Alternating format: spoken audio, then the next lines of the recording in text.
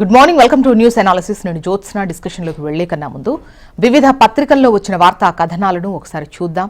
తెలంగాణ వార్తా పేపర్స్ చూసినట్టయితే ముందుగా ఈనాడులో వచ్చిన కథనాలు చూద్దాం.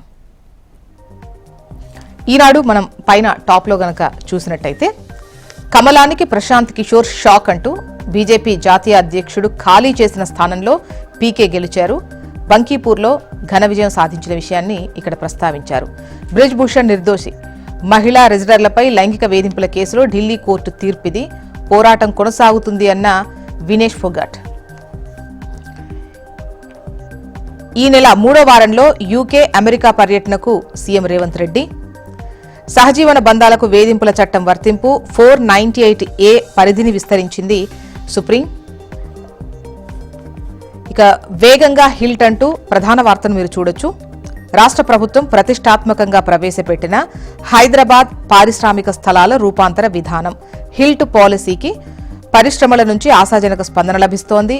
నిరుపయోగంగా ఉన్న విలువైన పారిశ్రామిక భూములను బహుళ ప్రయోజన అభివృద్ధికి వినియోగించడం, మెరుగైన మౌలిక వసతులతో పరిశ్రమలను ప్రత్యామ్నాయ ప్రాంతాలకు తరలించడం, తద్వారా నగర అభివృద్ధి, పారిశ్రామిక విస్తరణలో సమతుల్యం అనే లక్ష్యాల సాధనకు హిల్ట్ పాలసీని వేగంగా అమలు చేస్తోంది ప్రభుత్వం. ఇప్పటికే 450 ఎకరాలకు సంబంధించి 193 పరిశ్రమల నుంచి అప్లికేషన్స్ వచ్చాయి. వీటి ద్వారా ప్రభుత్వానికి సుమారు 1500 కోట్ల ఆదాయం సమకూరనున్నట్లు తెలుస్తోంది.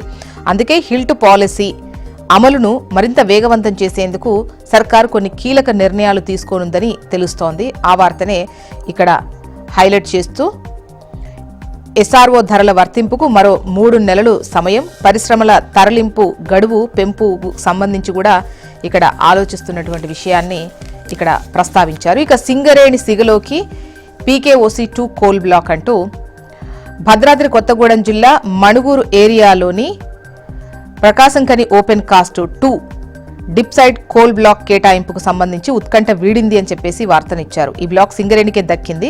దీనికోసం సింగరేణి, జెన్కో సంస్థలు బిడ్లు వేయగా నిన్న జరిగినటువంటి వేలం ప్రక్రియలో జెన్కో టెండర్ ప్రక్రియ నుంచి వైదొలగడంతో ఏకైక టెండర్దారుగా మిగిలిన సింగరేణి PKOC2 బ్లాక్ను దక్కించుకుంది అంటూ ఈ వార్తనిచ్చారు.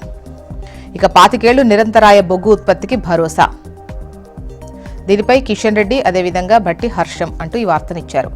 ఇక ఈపీఎఫ్ గరిష్ట వేతన పరిమితి 25,000కు పెంపు అన్నటువంటి ఒక క్వశ్చన్ మార్కునిస్తూ దీనికి సంబంధించి కేంద్రం పరిశీలిస్తోంది. ప్రస్తుతం 21,000 ఉందనుకుంటా.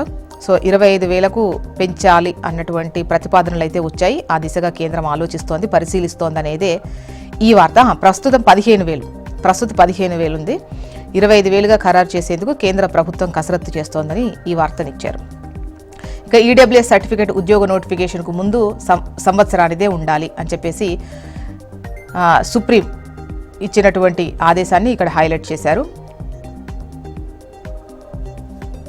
ఆంధ్రజ్యోతి చూద్దాం.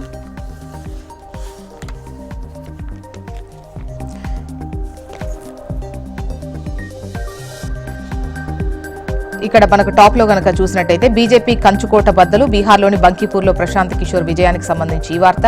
బ్రిజ్భూషణ్ నిర్దోషి అని చెప్పేసి కోర్టు ఇచ్చిన తీర్పును ఇక్కడ హైలైట్ చేస్తూ ఈ వార్తనిచ్చారు. ఇక నా స్కాలర్షిప్ వివరాలు వెల్లడిస్తా, మోదీ తన డిగ్రీ బయట పెడతారా అని చెప్పేసి ప్రధాని మోదీకి అభిజిత్ దీప్కే సవాల్. బీజేపీ నాయకులు కూడా వారి విద్యార్హతలను బహిర్గతం చేయాలని చెప్పేసి అభిజిత్ డిమాండ్ చేసినటువంటి విషయాన్ని ఇక్కడ ప్రస్తావించారు. ఇక ప్రధాన వార్త విషయానికి వస్తే ఊసులాడే వాహనాలు, రహదారి భద్రతకు V2V కమ్యూనికేషన్ వ్యవస్థ అంటూ ఈ వార్తనిచ్చారు. రహదారి భద్రతను పెంచడం, హైవేలపై ప్రమాదాలను నివారించడం, కనెక్టెడ్ టెక్నాలజీల వినియోగాన్ని పెంచడం లక్ష్యంగా vehicle to vehicle V2V communication వ్యవస్థను దేశంలో దశలవారీగా అమలు చేయాలని చెప్పేసి కేంద్రం నిర్ణయించిన విషయాన్ని ఇక్కడ ప్రస్తావించారు. ఇక 2.25 లక్షల కొత్త పెన్షన్లు, తలసేమియా, సికిల్ సెల్ ఎనీమియా బాధితులకు మంజూరు. ఇప్పటికే 1799 మందిని గుర్తించి సర్టిఫికెట్లు ఇచ్చిన అధికారులు. 15 నుంచి దరఖాస్తుల స్వీకరణ ఆ రోజు ప్రకటించనున్న సీఎం. సెప్టెంబర్ నుంచి మంజూరయ్యేలా యంత్రాంగం ఏర్పాట్లు. కొత్త పెన్షన్లతో సర్కార్పై ఏటా 500 కోట్ల అధిక భారం. ప్రస్తుతం ఏడాదికి పెన్షన్ల ఖర్చు 11,066 కోట్లు. ఇక ఫ్యూచర్ సిటీకి ఉదండాపూర్ నీళ్లు, చందన్వెల్లి, సీతారాంపూర్ పారిశ్రామిక వాడలకు అక్కడి నుంచే పలు రిజర్వాయర్ల నుంచి రంగారెడ్డి, మహబూబ్ నగర్ జిల్లాలోని గ్రామాలకు నీటి సరఫరా. సీఎం సమీక్షలో నివేదిక ఇచ్చిన పంచాయతీరాజ్ అధికారులు అంటూ ఈ వార్తనిచ్చారు. నెక్స్ట్ నమస్తే తెలంగాణ. మనకు ప్రధాన వార్తగా బ్యానర్ ఐటంగా కాంగ్రెస్ పై నిరుద్యోగి ఛార్జ్ షీట్ అంటూ ఖమ్మం యువకుడి వాంగ్మూలం దౌర్భాగ్యపు పాలనకు తిరస్కారం అంటూ ఉద్యోగాలు ఇవ్వకుండా కాంగ్రెస్ సర్కార్ నిరుద్యోగులను ఆత్మహత్యలకు ప్రేరేపిస్తోంది. రాహుల్ రేవంత్ యువతకు క్షమాపణ చెప్పాలి. వేరే రాష్ట్రాల్లో చిన్న ఘటనపై ఉరికే రాహుల్ తెలంగాణ నిరసనలపై స్పందించరెందుకు? 89 కేసులున్న రేవంతే క్రిమినల్ వేస్ట్. 2 లక్షల ఉద్యోగాలను 10,000 కూడా ఇవ్వలేదు. కాంగ్రెస్ ఎగవేతపై 15 రోజులు అసెంబ్లీ జరపాలి. రేవంత్ సక్సెస్ అంటే 150 మంది మరణాల ఎండ్రిన్ తాగి చావండి అని చెప్పడమా? బీఆర్ఎస్ వర్కింగ్ ప్రెసిడెంట్ కేటీఆర్ నిప్పులు. యువత ఆత్మహత్యకు పాల్పడొద్దని వినతి. ఇక బీహార్లో బీజేపీ కంచుకోట బద్దలు. 3 దశాబ్దాలుగా ఓటమెరగని చోట ఘోర పరాజయం. ప్రశాంత్ కిషోర్ విజయం అంటూ ఈ వార్తనిచ్చారు.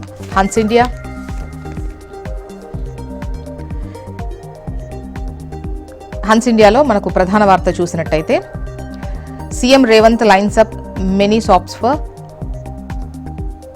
One day, pension scheme for thalassemia and sickle cell anaemia patient and many more. And the next news, Prashant Kishor storms Bankipur, BJP loses two bypolls, win 1 after జిన్జీ స్ట్రిల్. Congress bags Datia, saffron party hold Manjalpur. And the next news, 15 killed in Kerala rains. And unusual delay by citizen in returning enumeration forms. Karnataka cabinet expansion, 19 MLAs inducted into DK's cabinet. ఇవి Hans ఇండియాలో వచ్చినటువంటి కథనాలు. ఈనాడు చూద్దాం AP వార్తా విశేషాల్లో. ఇక్కడ మనకు టాప్లో vote నమోదుకు సవరణకు ఎస్ఐఆర్లో అవకాశం, అనర్హుల తొలగింపు కోసం దరఖాస్తు చెయ్యొచ్చు, ఈ నెల 30 వరకు గడువు. ఆశలు రేకెత్తుతున్నాయి. ఎగువ నుంచి రిజర్వాయర్లకు చేరుతున్న కృష్ణా జలాలు. 100 టీఎంసీలకు చేరువలో శ్రీశైలం, సగం నిల్వలకు దగ్గరగా తుంగభద్ర. గోదావరి నుంచి ఇప్పటికే 306 టీఎంసీలు సముద్రంలోకి అంటూ ఈ వార్తనిచ్చారు.